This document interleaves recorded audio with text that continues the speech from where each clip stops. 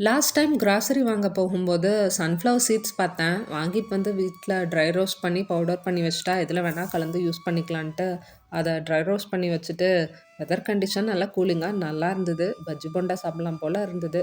Bajji mix இருந்தது வீட்ல. ஒரு பாதி வாழைக்கா மட்டும் இருந்தது. சாம்பார் ரைஸ் பண்ணது போக மிச்சம். அதில பஜ்ஜி போட்டு மிச்சம் இருந்த மாவுல அப்படியே ஆனியனும் கட் பண்ணி போட்டு பஜ்ஜி மாரி செஞ்சுட்டேன். இந்த மாரி வடை, பஜ்ஜி போண்டாலாம் எப்பலாம் செய்றேனோ, அப்பலாம் கண்டிப்பா இஞ்சி, ஏலக்காய் போட்டு சைட் டிஷ்ஷா டீ மட்டும் தான்.